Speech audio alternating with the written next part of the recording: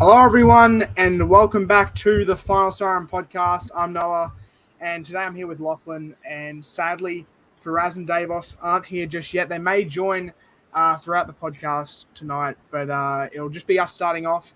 And the BBL season has come to an end. Before we get into the results of the regular season and previewing the finals, Lachlan, I just wanted to ask you.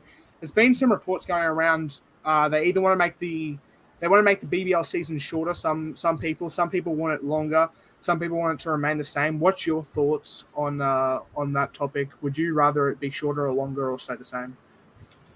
It's hard to say. I think 14 games seems right, but it does seem at stages it does drag on a bit. I think what they need to do is maybe take it down to 10 weeks, but not play consecutive day after day. I think they need to do what the NRL and AFL do and make it like a round by round kind of thing.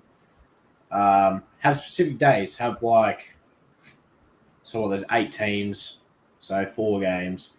Let's say they make their days a Wednesday, Thursday, and Friday, but Friday's a doubleheader. Make that a round. I think. Yeah. I don't know. It's hard to know.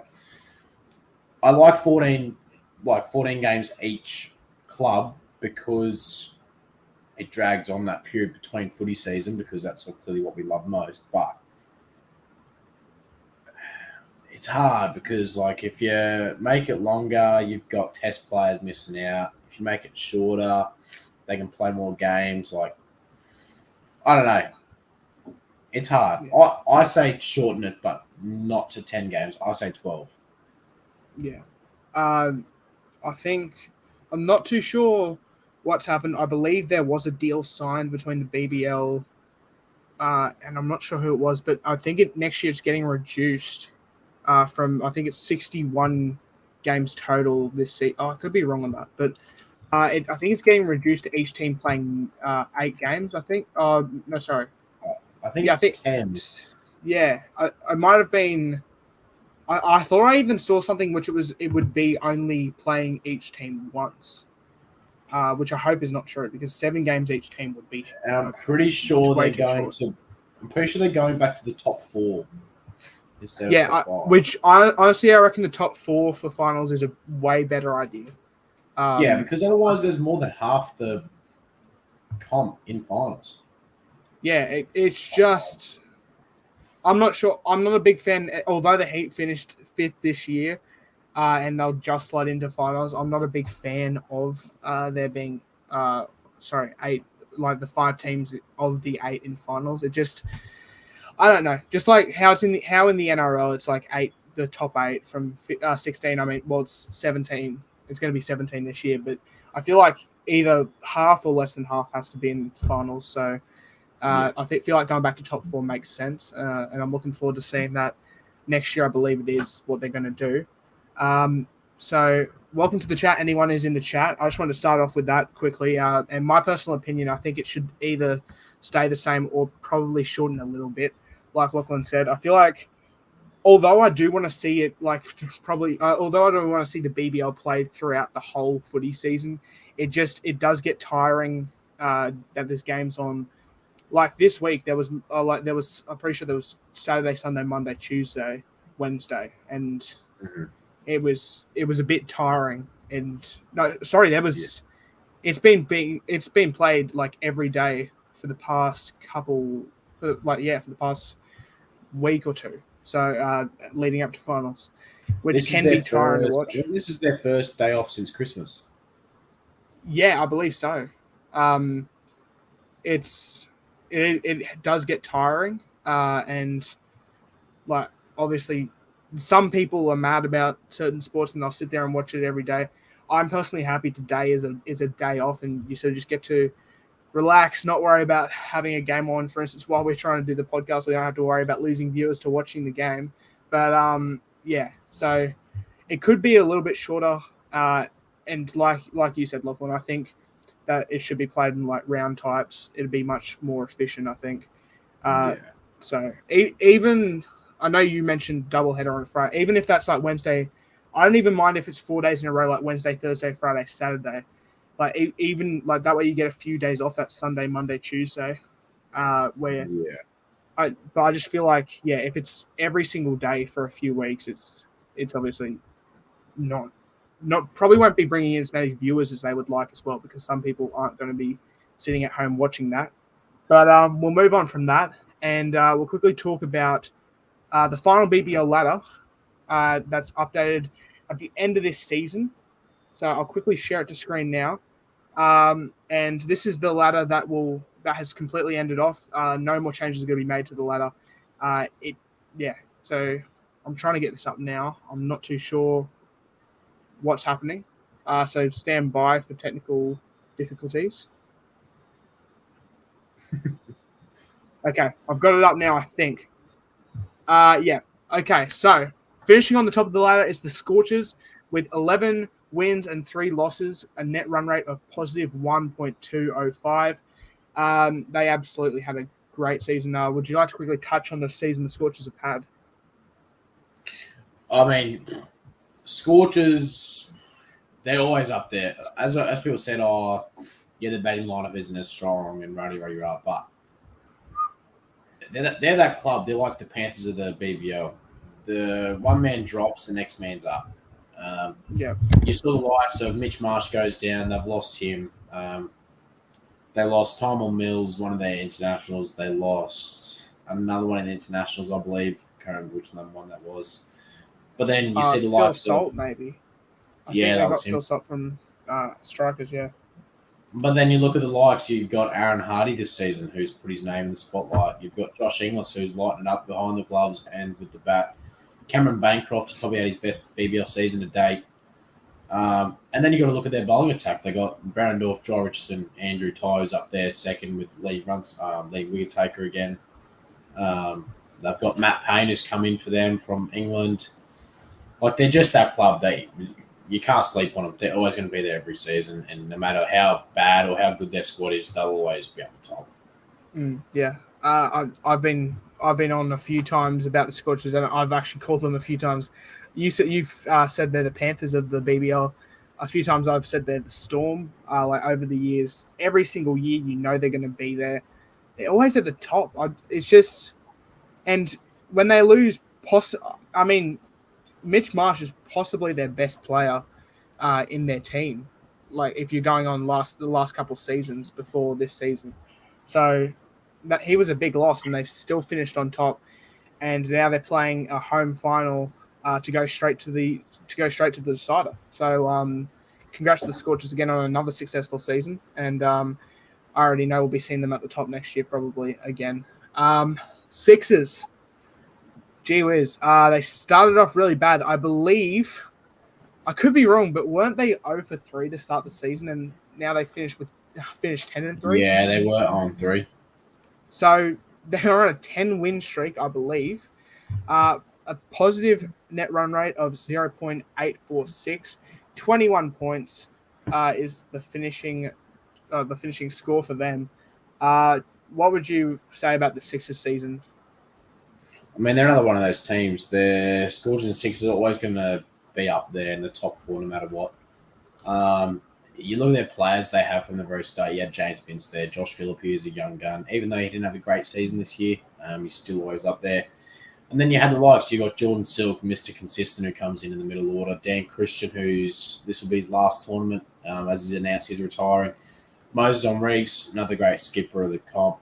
And then you got the bowlers once again. Todd Murphy's come charging on the scene. Stephen O'Keefe was there again. And then you got the likes of Ben DeWarshus and Sean Abbott, Sean Abbott is leading wicketaker once again this season. And I did say that in the preview for the season. I did have Sean Abbott leading wicketaker. They're just another one of those teams. No matter the squad, they didn't have a great draft leading up with their internationals, and they still produced young talent and their local talent to get them over the line, which Scorchers and Sixers will most likely be the final, but we'll see about that because one of the teams will have to go the long way depending on what happens. Yeah, definitely. And even then, the long way for the teams who finish in the top 2 is still only a couple games. We'll get to that later after we finish the ladder. I'll explain each final and how it's going to work. But happily, very happy to say this. We've got Davos joining us now. Davos, mate, how are you doing today? Yeah, I'm good, Noah and Lockie. And sorry I was late. I just had to do some handyman stuff around the house and then had dinner. So yeah, it's good to be here. Thanks so much. Awesome to have you. Now, we were just touching on the Scorchers and Sixers season. So, would you like to quickly sum up their seasons for us? Oh, there's not much you really have to say, to be quite honest. I mean, they're the two powerhouses of the BBL, and there's a reason why they're the two teams that have had the most success, and there's not much you really have to say, to be honest. Yeah, definitely. Well put. Melbourne Renegades in third place. They finished with 7 wins and 7 losses, a net run rate of negative 0.027. So, in retrospect, to put this into perspective for you, the Scorchers and Sixers are the teams who finished on top, and they're Scorchers are 4 wins ahead of third place. Sixers are 3 wins in a draw ahead of third place. And no other teams except for Scorchers and Sixers have a positive net run rate. That is absolutely crazy.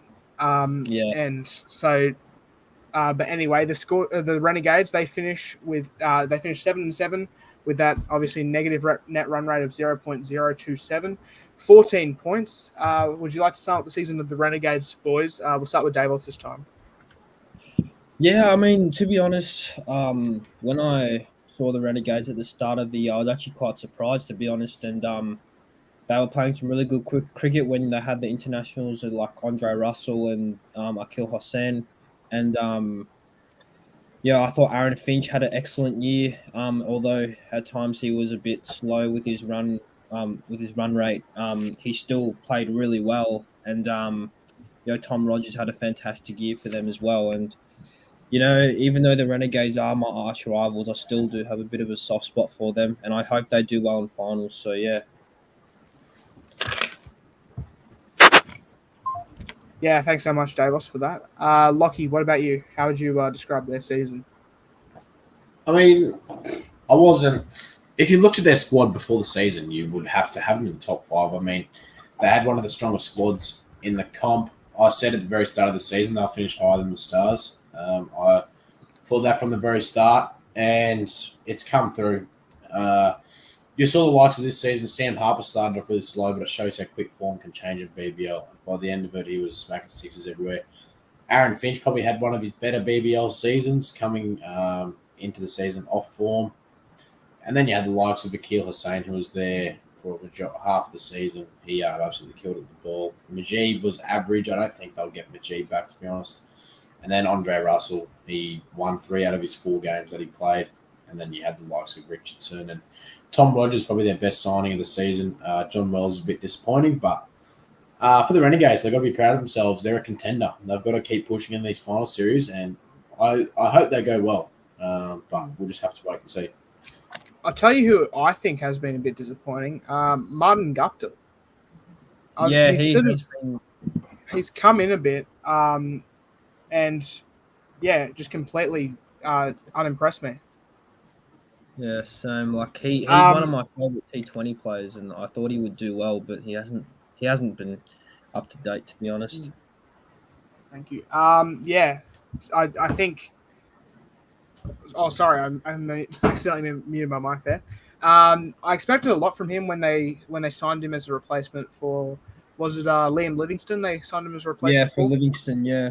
And but he seems to. There's been some games he's gone out, he's played quite well, but other games he's gone out, tried to hit it, and just completely got himself out in playing dumb shots. But no, like you and like you said, Davos, I think Tom Rogers has been a great signing, in my opinion. He's probably been. I reckon he's in contention for signing of the year in this BBL. You'd have to imagine. He 100%. took quite a few wickets, and but no, Renegades. Congratulations on finishing third place. Should have been the Heat, but I don't want. Anyway, we'll move on. Sydney Thunder, 4th spot. You could probably consider them pretty lucky to get it. 7 wins, 7 losses, negative 0.716 net run rate, and finishing on 14 points. Same as the Renegades. Boys, what would you say about the Thunder's season? We'll start with Lockie this time. I mean, for a team that got bowled out for 15, you wouldn't think they'll finish fourth, but I mean, credit to them. They found their way into the 5. They stuck it out. Once again, their usual carriers carried them to another final series, such as Daniel Sams and Daniel Sams. Just Daniel Sams, yeah. But then you had the likes. You had Ollie Davies this season with the bat, who I thought was unreal. Young guy coming through. Davey Warner didn't really do much, but we know he's due for the big moments, so finals he'll come clean. And then Gurinder Sandhu was a one-game hero basically against the Stars in Game 1. Didn't do much since. There's not really much to say about the Thunder there. Looking at him, Alex Hales didn't really he was okay when he was there, but not great. Just looking at the Thunder team, they're a bit same old, so see how they go in finals, but Heat will knock them out in Game 1, so it won't matter. Yeah, exactly. Davos, go ahead. Yeah, look, Thunder are one of those teams who I had them on the fringes for the top 5, but I don't think I had them making the top 5, or I might have just had them making it. But yeah, I mean, when they got bowled out for 15, I thought that was their season done, but they came back strongly, and they had some consistent performers like Davies. I thought Chris Green was good. Daniel Sams is always good in the BBL, and Mick Andrew was good. Yeah, so it was a good season, but hopefully tomorrow the Heat will knock them out. Yeah, I hope so. For me, the Thunder, I'm going to say it, for me, the Thunder don't deserve to be fourth. I reckon the Hurricanes had a better season than the Thunder did. If it wasn't for Daniel Sams last night, the Thunder definitely wouldn't have made finals. But, I mean, it is what it is. I might be a bit salty at the Thunder because they did sort of take a home final from the Brisbane Heat. But we took it from ourselves. Doesn't really matter. But, no, the Thunder, I feel like they were quite inconsistent. They did go on a bit of a losing streak. As you can see, their form towards the end, a loss, a win, a loss, and then ended off with a win. But, yeah, I don't know. For me, I feel like it was just inconsistent. That's all it really was. And I can't just say that for the Thunder. It's been a lot of teams this season have been inconsistent. Anyone other than the Scorchers and Sixers have been inconsistent. So, but fair play to the Thunder. I don't hope they go well in finals. I hope they lose first round, but oh well. It is what it is. Brisbane Heat. Okay. Lachlan and I will talk about this one first, then we'll pass it over to Davos. I'll pass it to Lachlan first, though. Wrap up our season, Lachlan. I mean, you can say bittersweet, you can say proud, you can say there's a lot of words to describe the season in the Heat. Considering the start to the year that we had, we were very average, very ordinary. It was either you're good with the bat, you're shit with the ball, or you're good with the ball and you collapse with the bat. We still have had our collapses in the previous weeks, as the last game showed. We still didn't chase 120. But, I mean, if you look at the squad at the start of the year, they're another team where you sort of have to have them in the 5. You had Sam Billings, Colin Munro. Who am I missing? We have Ross Whiteley, Sam Hain. But then you look at the back end, and we picked up the likes of Matt Renshaw and Kawaja and Marnus. And I thought the standout players for us this season was, for the bowlers, Matt Kuhneman has to be our best bowler. Oh, actually, Michael Nisa, sorry. Matt Kuhneman, best spinner. Yeah. And then I thought with the bat, Jimmy Pearson's probably up there for one of the.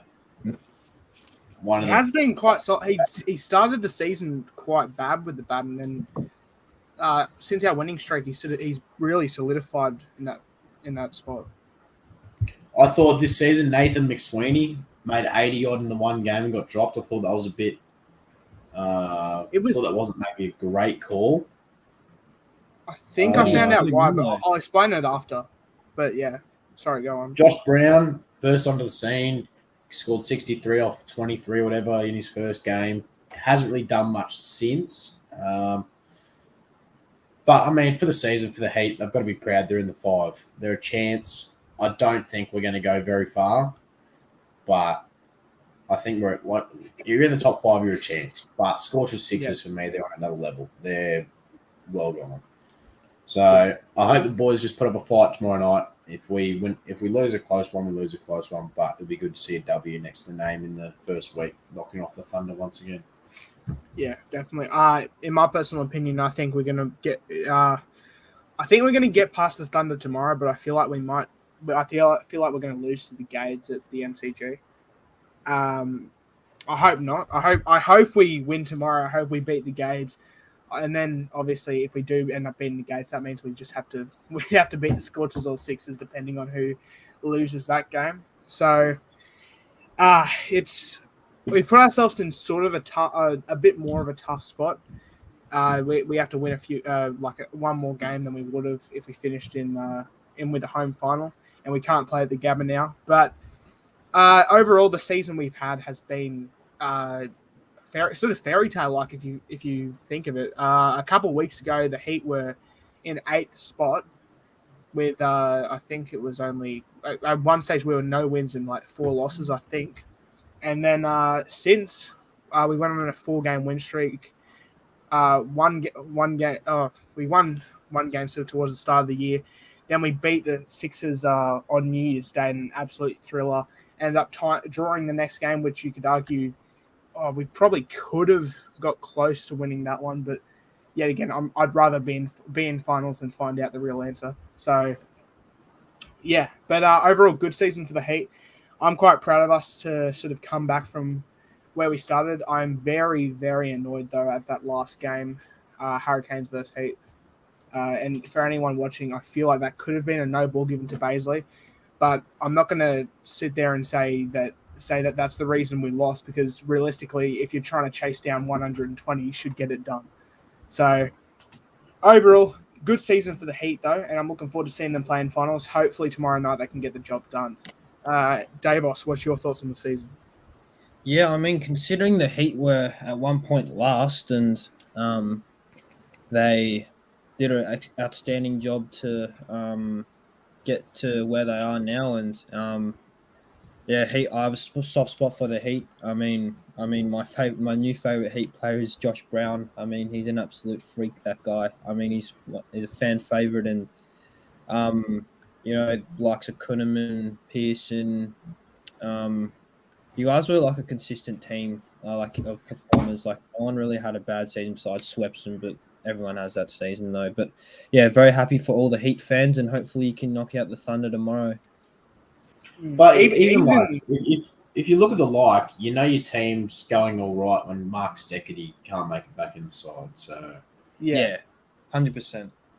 And speaking of that, the job that Spencer Johnson has come in and done since getting into the starting side for the Heat has been absolutely brilliant. He's really started off his BBL career right, and I'm looking forward to seeing him hopefully in a Heat jersey for many more seasons to come.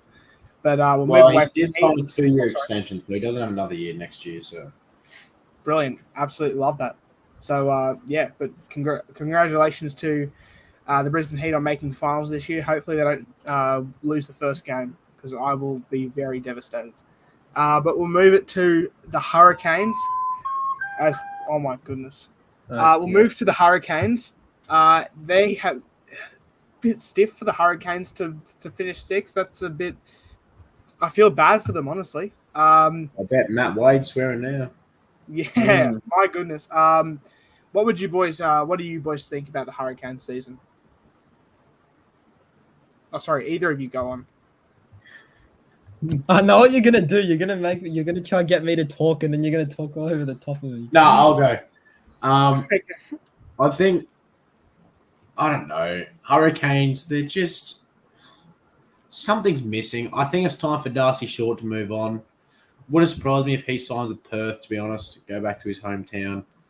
I think there has to be changes. They have to do what the Heat have done. I think they just have to just restart, just rebuild, clean out your big players, and they got to change something. I mean, they haven't won a trophy still. They haven't made finals again. I mean, what else do they need to do? Like, to be honest, I don't really have many words. I mean, the only words I have is credit to Paddy Dooley this season. Came out of nowhere. Tim David had another good season. Nathan Ellis was great. McDermott was absolute shithouse. Matt Wade was inconsistent. You know your team's in an average spot when Caleb Jules opening every game. I mean, to be fair, the Hurricanes are pure shit. We'll just say that. That's all I really have to say about them. Yeah. For me personally, I didn't think the Hurricanes actually had that bad of a season. They were quite inconsistent, but they were I think they were one of the teams to beat the Scorchers. I believe I'm not too sure. I think Scorchers only lost to Sixers, Hurricanes, and I forgot who the other team was. Maybe it might have been Strikers when they were on. I'm not too, or it might have even been. Was it Stars? Did Stars? I know Stars beat a good team at one point. I know we didn't beat the Scorchers. You didn't beat Scorchers. Well, I'm not sure. There was, but Hurricanes were one of the teams that beat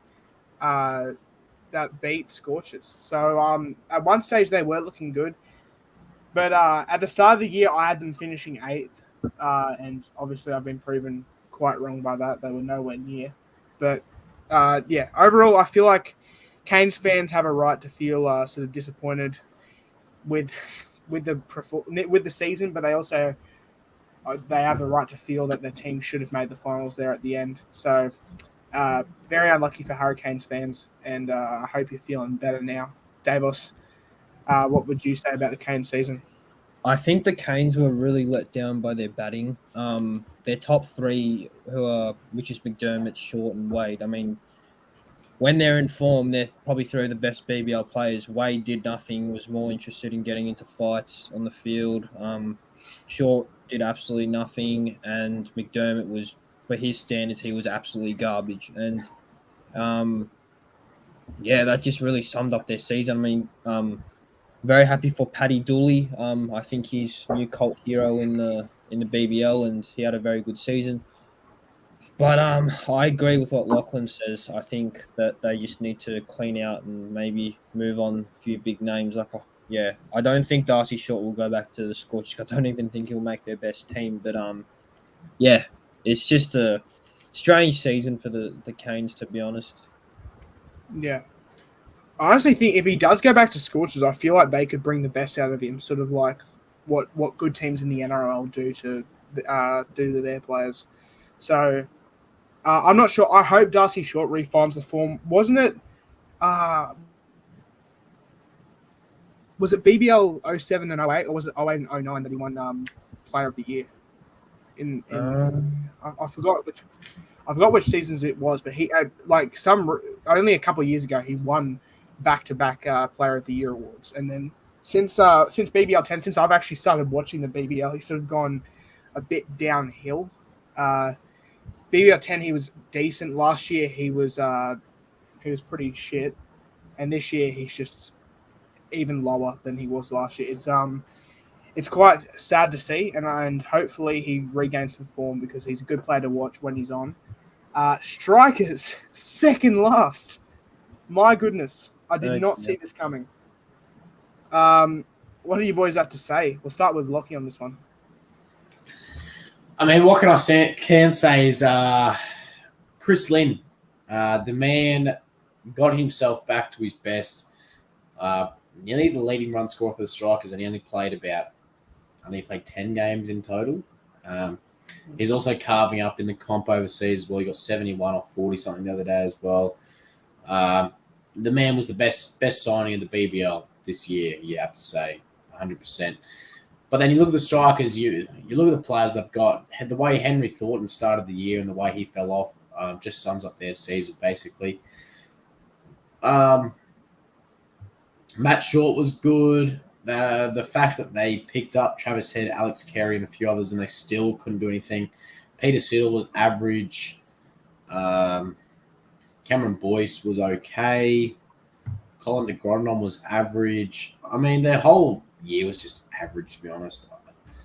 There's not much to say about them. They finished second last for a reason. They lost their last 5. There's no words to describe them. They need to be better. They've got a better squad than what they showed.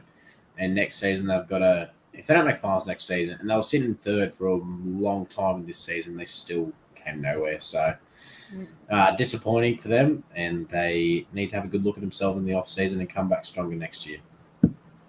Yeah, Davos, what's your opinions on this? Well, the way the strikers started, you would have expected them to at least be in the top 3, which is what I expected, but they didn't. I mean, you have the leading run scorer in Matt Shaw. He was fantastic throughout the whole year, not with the bat, only with the bat, but with the ball. He was outstanding. And Chris Lynn was good when he was here. Obviously, he's not as explosive as he used to be, but I think he's a lot smarter now than he was back at the Heat. And then Thornton had a good start to the year, but then kind of really did nothing at the back end. But yeah, I expected a lot more from the strikers, and yeah, it's disappointing to see them finish so low. Yeah. I'm going to quickly back up Thornton here, and I'm going to say I think the only reason he really didn't do anything towards the back of the year, I don't think he actually played that many games. No, I know. I'm not saying he was shit, but like I think he should have been playing, but like it was just because I'm not even sure how many games he actually ended up playing in the season, which I think at one stage he was 16 wickets from, I think it was 8 games or something like that, 7 or 8 games. Well, he did. He took like 4. How many did he take out to the Thunder? 4? like 5. 4. I think it was. I think it was 4. 5? Yeah. I think it was 4. I think it was 4. Yeah. I think he took like 4 for 3 or something. Yeah, and then but I think there was one game where he was rested, and I actually didn't see him come back since. So I'm not too sure. I feel like he had a really good season, but for some reason he wasn't getting played. I'm not sure if it was maybe an injury concern that happened. I'm not too sure about that. But overall, the Strikers, for me, they were at one stage they were the team to beat. They actually sat up in first place for quite a while before they lost a game. They lost another game, started losing more games, lost some games that they should have won, and and then now they didn't even make finals, which honestly, at one stage when it looked like Heat weren't going to make finals, I was going to support the Strikers in finals because they looked like they were going to be so explosive and fun to watch in finals. But yeah, it turns out apparently you can finish second last with that roster that they have of Carey and Head and Short. Oh my goodness, it was. Yeah, it's sad to see. I'm very disappointed with how they finished off that season. Definitely should have been higher. But we'll hand it over to Davos. You'll start us off for this one. Stars finishing with a spoon this season. 3 wins, 11 losses, a negative net run rate of 0.287. Davos.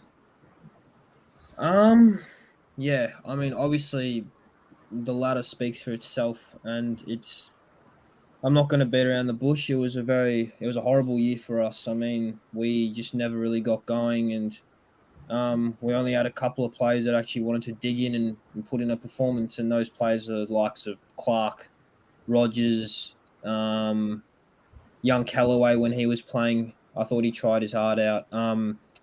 Coultonal was good. And it just like really like it frustrates me because like I know we weren't going to be like top 4, but I definitely thought we could have got that 5th spot. But the way we performed, it was just horrible.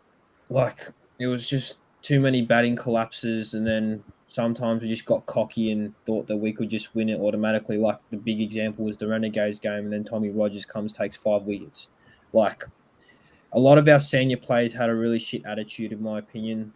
Zampa was the biggest one. Same with Stoinis. And one player I didn't mention that also had a very good year was Liam Hatcher. He was very, very, very good for us when he played. But yeah, just want to give a quick shout out to David Hussey. He just stepped down as coach, and just want to thank him for everything that he's done for the Stars, and hope he has a good career when it comes to the Victorian cricket team. So yeah, disappointing season. Yeah, that's fair to say. Lachlan, have you say on this? Well, everyone knows I've got a few words to say about the Stars. I don't like them. I never have. I said at the start of the season that they won't be good. Everyone laughed and everyone said, "Oh, well, they got these players," and I said, "Yeah, we'll see." Now look where they are. They're sitting bottom of the ladder. They lost their last 4 or 5. People can say that I'm missing Maxwell. That isn't a factor. A lot No of excuse. Scorchers were missing Mitch Marsh. They can say they're their best player. It just worries me that the Stars still haven't won a trophy. It's going to be BBL 13. The players they have had at that franchise, the players they have currently, and they still show no progression, is what scares me. I don't know what they have to fix now. They've got young talent, they've got senior heads, they've got internationals, they've got Australian players, and they still seem to find a way to be their utmost purest of shit. They versus the Adelaide Strikers on New Year's Eve, they make who knows what score they made and they won. And the next game they come out and I think they got rolled for like 130. It just doesn't make sense at all. I think as hard as it is, Stoinis needs to look at himself. Definitely. Can't speak on Maxwell because he didn't play this season. Zampa captaincy, maybe not a go zone. I think that Definitely needs to be looked at. I think it just put too much pressure on him this season. He crumbled. The selection of the 11 each week was very questionable. There's just so many things that need to be fixed to that club, and it's going to have to start from the bottom upwards again. And I think they need to clean out. I think they need to go again. Looking at the players like Tom Rogers, yeah, he was average at stages, but they need to be looking at players like him. They got him, Brody Crouch, Tom O'Connell, young players all around this club. They need to just give them a crack. Just give them a go. See what they can do. I don't know. Stars next year, I don't know what I'm going to expect. I think we'll get a good read off the draft. I mean, they picked up Trent Bolt and Luke Wood and Joe Clark again. I think Joe Clark needs to not come back. I think he can come back as a batter, but definitely not a keeper. Stars need to invest in a real keeper. I don't know. There's so many things that need to be fixed at that club. You can't really say any words about them. They still haven't won a trophy. They didn't make finals again. They got another wooden spoon. So you can't really say much about them, to be honest. Yeah, I agree. About Joe Clark, it's one of those things where, like, at sometimes he was so good with the gloves and so good at, with the bat, but and then other times he was terrible. So very inconsistent. I do agree. I think Stars need to look at someone like a Glenn Phillips or something. I'd love Glenn Phillips, but he's not going to come. I think we need to target a batsman in the middle, someone that can. That's the problem. Another thing with the Stars, they're always targeting international bowlers every season. That's our strength, though. But that's our strength, though. We've actually got good local bowlers, though. We don't need good bowlers. We need good. Exactly, that's what I'm saying. They're investing in the wrong areas. Yeah. Yeah, I know. Well, like this year, Trent, and to be fair, no offense to Trent Bolt. I know he's a very good player. This year for the Stars, he was shit. I don't care what anyone says. He was at best he was average. He was not that good. He didn't take too many wickets from what I saw. He didn't bowl with a great economy.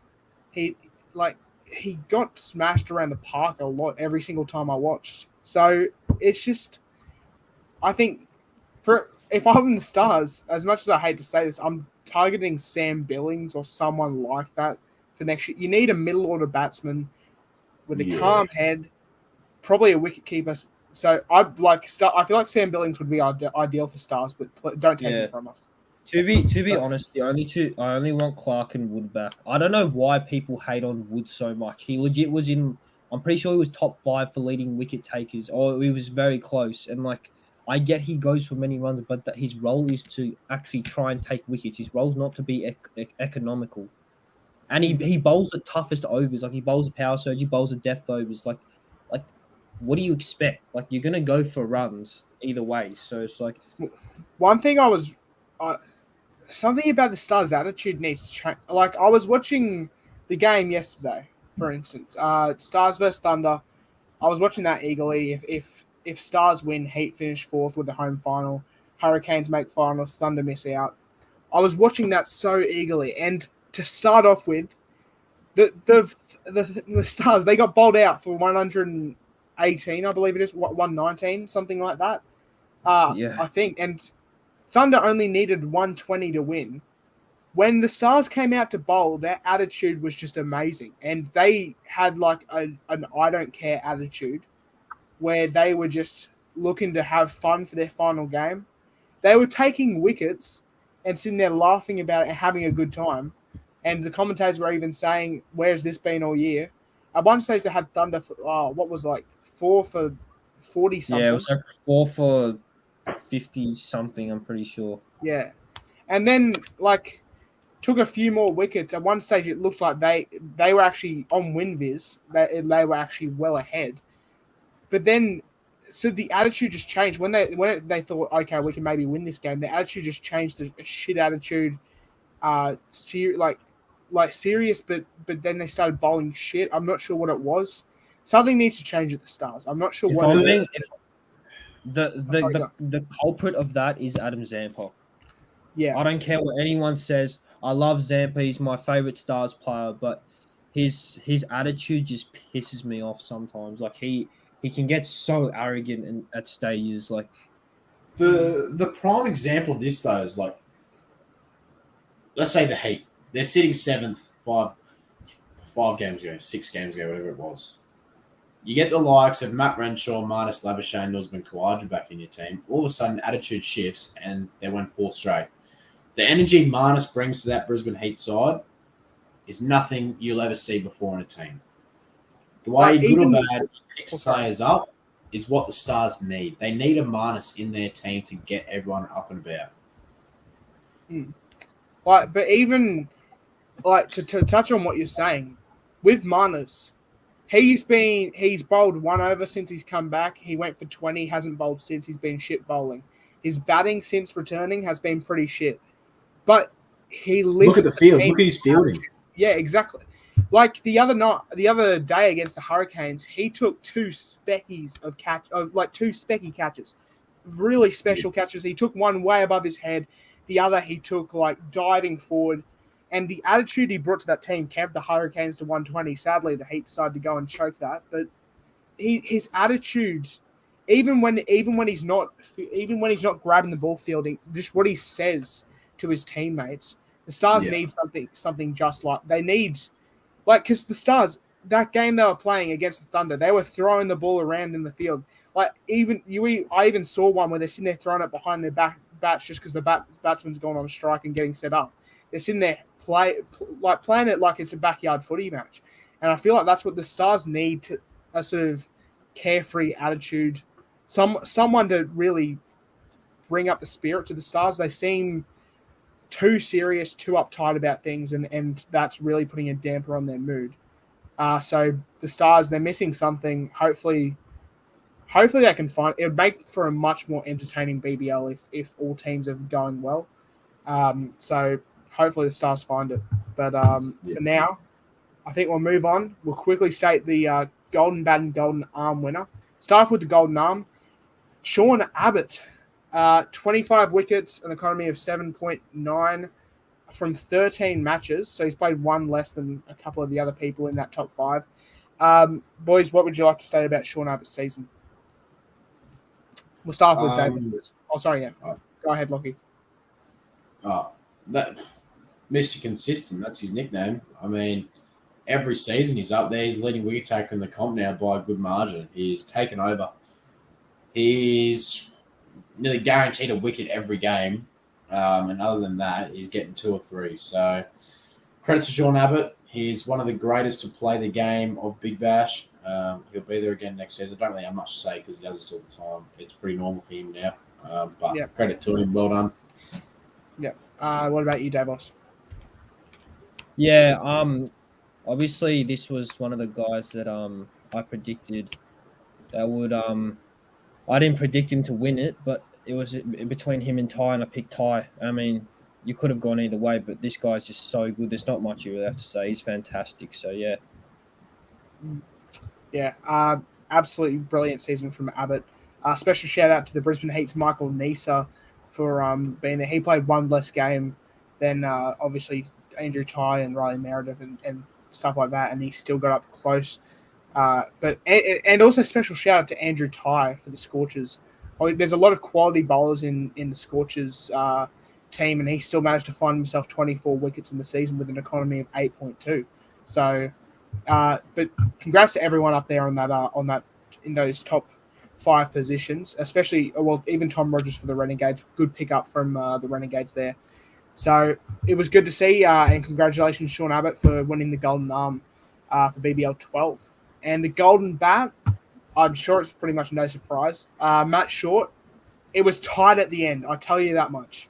My goodness. Matt Short, 458 runs from the season, an average of 35.23 from 14 matches. Boys, what did you make of Matt Short's season? This time we'll start off with Davos. Yeah, I mean, he was fantastic for the strikers, whether it was with the bat or the ball. He was brilliant. I mean, he made some really good knocks and hit the ball cleanly, and he was fantastic. So yeah. And Lachlan, what about you? I mean, the innings that stands out has got to be that ton. I can't remember who they were versing. They chased like 230 something. Or 220 odd. I can't remember what it was.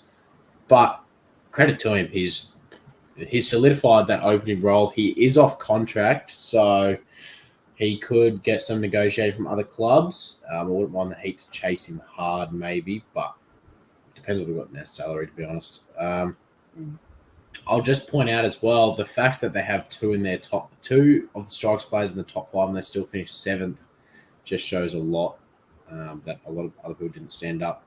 Chris Lynn played 11 games and he's sitting 4th for run scorers. So credit to Matt Short.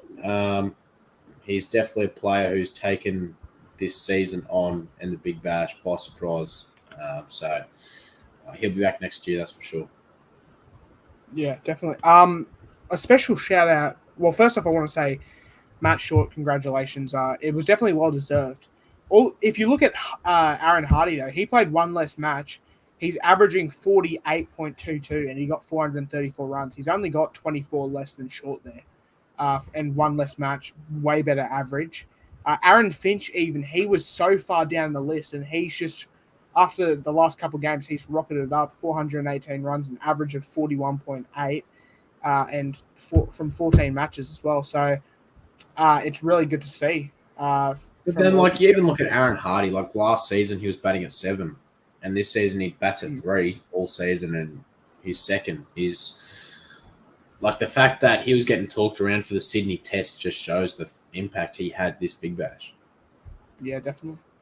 So congratulations to all in the top 5, and especially Matt Short. But also, I feel like one person who got pretty close and is not being talked about. We haven't talked about yet. Everyone's talking about him, though. Steve Smith. The guy came in as Davos is gone, so we'll try and get him back later. He's gone. But, Steve Smith. Lachlan, he played 4 matches, I believe. And I'm not too sure the exact amount he made. All I know was there was a 34, I think. There was a 101, 125, and then 60-something. So he's up near 300. I think it was 320-something he finished with in the end. I saw a post on it the other day. And in the 4 games, he hit like 18 sixes or something ridiculous. 24. He actually leads the 24. comp in sixes for the season. And he played 4 games. Imagine the impact if he played 14 games this season Yeah, you look just at that. If he's playing four, well, obviously you're not going to get those amounts every game. But if he's playing 4 games a season, if he's playing 4 games, like if he played 4 games, hits 24 sixes, that's 6 sixes a game. 6 times 14. Say he manages to hit, that's fucking 84 sixes. Like obviously you're not going to hit that many probably in a season. You're not going to get 6 sixes every single game. But the fact he's got 24 in that short amount of time is just crazy. And he still has one more game. Is he sort of pointing, like proving a point? People saying he's not a T20 player, like in my opinion, for the T20 World Cup next year, like if he does good in the English places, he's going to quickly play some T20 before the test. If he's doing good there, you have to consider him as an opener because he's been opening for the Sydney Sixers, making those amounts. You have to consider him for an opening spot for the T20 internationals for Australia, especially considering 100%. Warner is on the down now. Warner is not looking very good playing T20s this season. So, I mean, it is what it is. I'm not too sure. I saw a stat before, but I'm pretty sure Steve Smith's averaging 110 in games this season, which is that's absolutely crazy. Yeah, so congrats to him, and very well played, Steve Smith. But we've only got a couple left to do. We're going to quickly say our tips and predictions for finals, and then we'll end off. So first off, the elimination final, Thunder versus Heat. Who do you have going through, Lockie? I've got to back me boys. I'm going to back the Heat. I think we're in good form. Forget about last game. Move on from that. We've knocked off the Thunder before in Sydney. It won't be a first time if we get it done. Rub a bit of wound into Ben Cutting once again. I'm gonna back the boys. I think the boys can get it done tomorrow night. I really hope they do. I'm gonna be nervous all day, but yeah, if they get close and they don't get over the line, I'm still gonna be proud the way they've come back from this season, the way they were down. Definitely.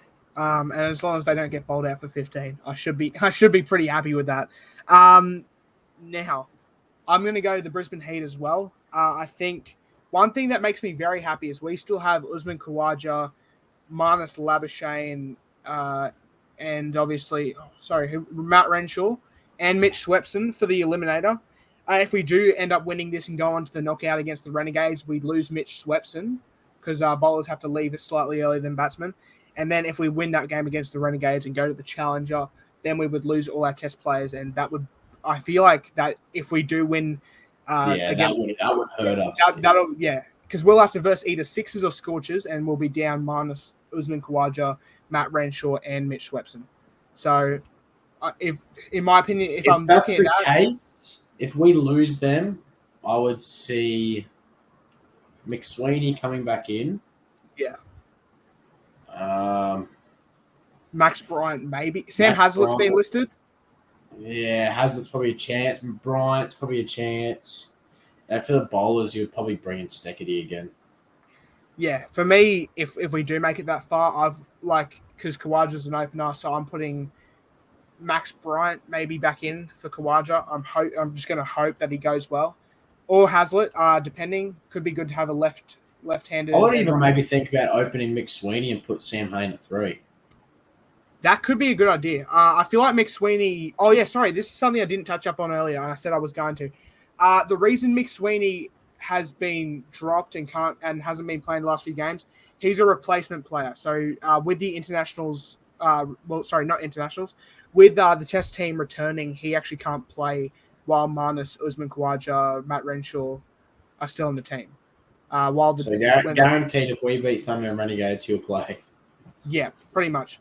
So I'm not sure. There might have been one game where he was actually let go just before Marnus and Usman and stuff came back.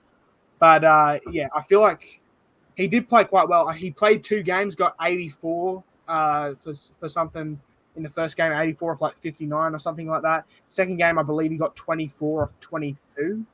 So he's been playing all right. And it was not out as well, that 24.